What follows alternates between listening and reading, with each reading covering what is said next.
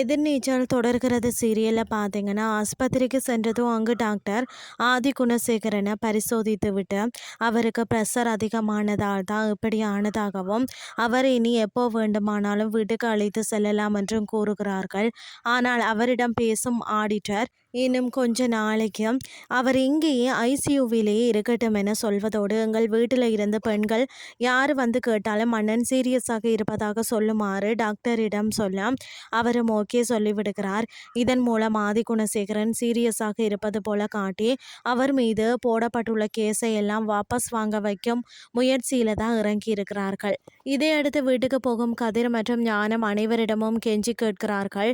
இனியாவது அந்த மனுஷனை நிம்மதியா இருக்க விடுங்க என கதிர் கேட்கிறார். அப்போது வந்து குறுக்கிட்டு பேசும் ஜனனி, டாக்டரே பொண்டாட்டி பிள்ளைங்க எல்லாம் போய் பார்க்கலாம்னு சொல்றாரு, நீங்க என்னமோ யாருமே பார்க்க கூடாது தொந்தரவு பண்ணக்கூடாதுன்னு பேசுறீங்க என கேட்க அதை கேட்டதும் கடுப்பாகிறார் கதிர். வழக்கம் போல ஜனனியை பார்த்து, நீ வாய மூடிடி, உன்னாலதான் என்னோட அண்ணன் சாக கிடக்கிறான் என்று தன்னுடைய டிராமாவை ஸ்டார்ட் பண்ணுகிறார். அப்போது அருகில் இருந்த விசாலாட்சி ஜனனியை தடுத்து நிறுத்துகிறார். உடனே அருகில் இருந்த விசாலாட்சி தாய் பாசத்தால் அந்தர் பல்டி அடிக்கிறார். அனைவரையும் கையெழுத்து போட்டு கொடுக்க சொல்கிறார். அவரிடம் இப்படி மாத்தி மாத்தி பேசாத அம்மா என சொல்கிறார் சக்தி. போதுமையா, உடனே அம்மா மாறிட்டான்னு கேட்காத, அவன் உசுறு முக்கியம் என சொல்ல ஜனனி ஷாக் ஆகிறார். இதுதான் இன்றைய நாளுக்கான எபிசோட்.